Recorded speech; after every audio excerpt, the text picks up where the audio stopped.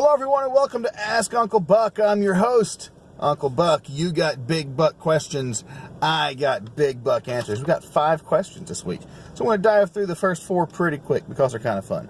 Mark Humes asked me, who would win in a fist fight, Ted Nugent or Ted Cruz? Well, I have to believe I'd go with crazy old Uncle Ted Nugent, because let's face it, that dude, I'd put him up against a lot of people. I don't know that Ted Cruz could punch his way out of a paper bag, but he could debate. He might could win in a debate. Like, I'd give him that. Or maybe they should be like a tag team wrestling team where they like Ted Cruz debates somebody, and then when he wins, Ted Nugent runs up and just beats the hell out of him. That'd be awesome. Okay, Ken Farhan, I'm not sure. I'm sorry I'm mispronouncing your name, dude. Are you a dog person or a cat person? Me personally, I'm a cat person. Dogs always annoyed me, and they bark at night, and they drive me crazy. Cats were chill. When I was a kid, I had a cat, and he would sit in my lap, and I could pet him, and it was great. However, I'm now allergic to both. So there's that. I can't have any pets. Adam Nash asks, he was on episode 10. You need to go listen to episode 10 and hear us talk with Adam Nash. He asked, would you ever? ?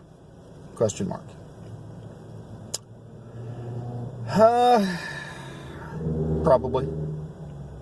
Probably would. Michael McCormick, what is your favorite beer to brew? Do you prefer malt extract or mash? Okay, first off, I'm a mash guy. I've made beer. I did it the extract way once out of a kit. It was nah. But doing an all grain mash is my deal. That's my jam. I like making darker beers that are accessible. So I guess you'd say it was an ale. I use just regular beer yeast, mostly a base malt. I forget exactly which base malt it was, but anyway, just like several pounds of base malt, and then maybe a half a pound, if that much, of a roasted malt on top of that. Did like a 1-hour boil. One time I used all Cascade hops on the bittering and the aroma at the end. That beer was nigh upon undrinkable. It was horrible. I've done Willamette. I've done Fuggles hops. So, like I said, an amber-colored beer, kind of malty. I like my beers malty. I'm not real big on hoppy beers. And last beer I made came out really, really good. Really, really, really good. And then my first couple of batches I ever did, I bottle conditioned. Now I have a 5-gallon Cornelius keg and a CO2 tank. Maybe I should do a video about this, like ruin beer with Uncle Buck. If you want to see that, let's see some likes and comments. Okay. Now to the real question, Flat Earth Tony. If you remember some of the earlier episodes, Flat Earth Tony would call in and have some weird theories that he would talk to us about. Why is taxation theft? He also asked, why is the earth flat? We'll talk about taxes first. Why is taxation theft? Now, that's a meme that's going around on in libertarian circles and a lot of right-leaning circles. Why taxation is theft, and if you believe that, you're red-pilled. But listen, here's the logic behind the thought that taxation is theft, is because taxes are mandatory. If you don't pay taxes, someone from the government that you're not paying taxes to will show up at your house with a gun, and they're going to come to your door and they're going to say, give me your tax money.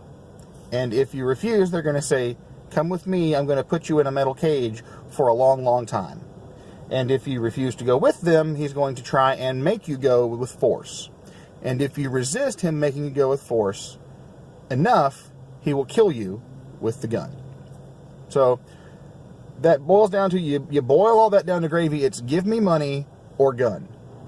Give me money or I shoot you with a gun. When you get down to the brass tacks of it, you have 2 options. Give me money or die. That is a stick-up. That's a robbery.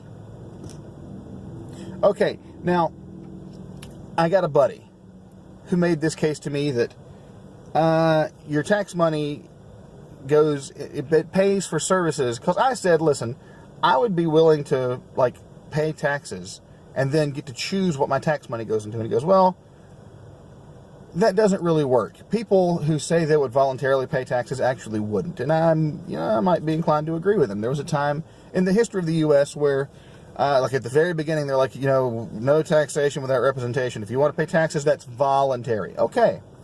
Turns out not a lot of people volunteered to pay. A lot of people wanted to donate money. So they had to go to mandatory taxation. As far as me paying for the services that I want, my buddy made this argument that, okay, what don't you want to pay for?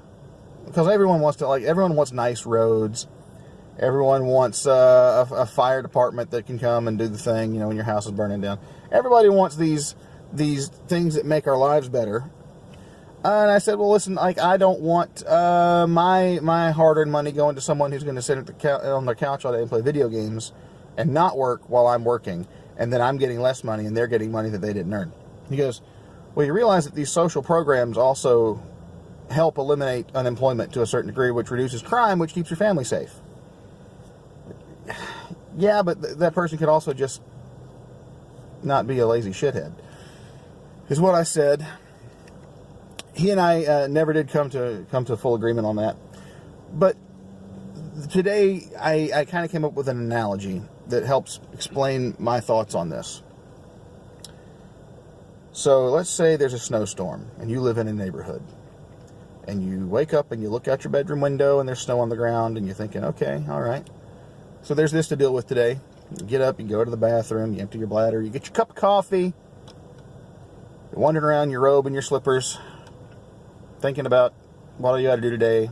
You look out your front door to look over this beautiful snowscape, and you see a dude out in your driveway with a snow shovel going to town, finishing up the job. He's already shoveled out your driveway, and you look, and he's shoveled out the driveway of every other house in the neighborhood. So you stick your head out the door. Hey, dude, that was really cool of you. Thank you for doing that. And he walks up to you with his snow shovel slung up over his shoulder, and he says, hey, no problem. That'll be $100. Whoa, whoa, whoa, whoa, whoa, whoa, whoa, whoa. I never agreed to pay you for this thing that you did. You didn't even ask me. I didn't hire you to do this. You volunteered to do this. I don't even need my driveway shoveled. I work from home. And he grins real big and says,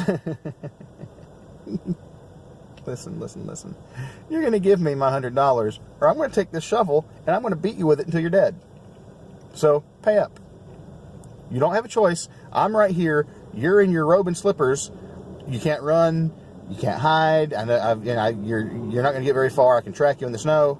So either you give me $100 or I beat you to death with this shovel right here, right now. Okay. So that's the thing. So a service for that you're paying for involuntarily. Now, like I said, you could say, whoa, I don't need this service. I can shovel my own driveway. Or I work from the home, I don't need my driveway shoveled today. Maybe the snow will melt by tomorrow. And he says, but there's a guy across the road who needs his driveway shoveled. And you rely on him for something in your house. Like he's the doctor that's going to do your surgery a month from now. So you not paying me to shovel, like you're chipping in for the whole neighborhood to get shoveled, and you not paying your part means that dude is that's a service that I'm allowing him to provide for you. Me shoveling his driveway means that it's going to benefit you. So you're not paying your fair share. You're not. I'm going to beat you to death for stolen services for that guy. For me shoveling his driveway that you need, I'm going to beat you to death for stolen services. See, I can't get on board with that though, because there are other alternatives, such as I could say, look, I don't need you to shovel my driveway or his. I can shovel his driveway. I can shovel my driveway. Or let's take this analogy a step further out.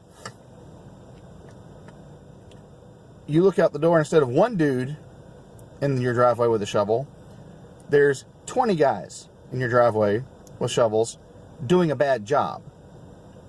Like they're not even really they're just basically packing it down into a sheet of ice. Now you're never going to get out. And you look and there's 20 dudes in every driveway, and instead of $100, now it's several grand. Several grand, and you and the rest of the neighborhood, you're going to pay up. Because that's inefficient. But you could do it better, and you could do it cheaper. And you say, whoa, listen, you guys get out of here. Me and my neighbor over here, we saved up our hard-earned money. We bought snow shovels for ourselves.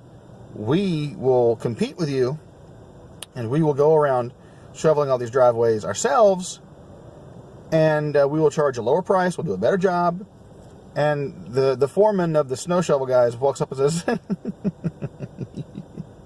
poor peasant, listen, you don't have permission to shovel your own driveway. You don't have permission to do all these things because I'm the boss here. I'm the duly elected representative of snow shovels. And you don't have a permit to shovel snow, especially for money, and especially if it's going to take away money from me. So you take your snow shovel and shove it up your ass, or we're going to lock you in a cage or beat you to death with a shovel. I think there could be a lot of privatized things that could replace things that we pay taxes for. I really do. I'm not saying it works in every situation. I'm not saying that everybody would pay what they need to pay, to keep society running. But I also don't have a fix for it.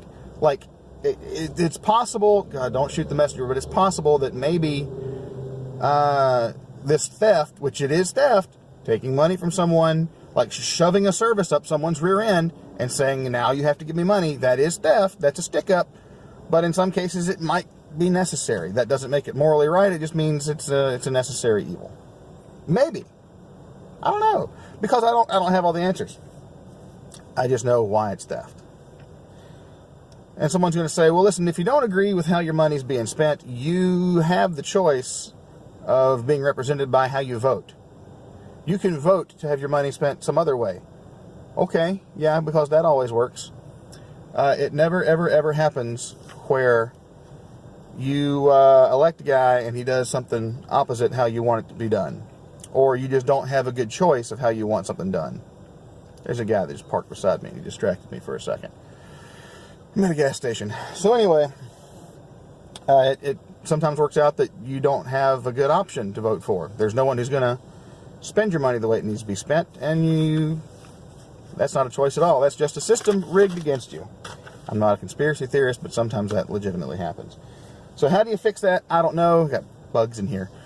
How do you fix that? I don't know. But it is what it is. So, with that being said, why is the earth flat? It's not. Get a life. Get a life, dude.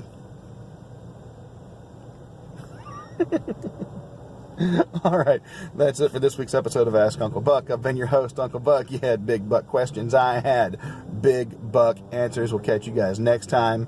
Bye-bye.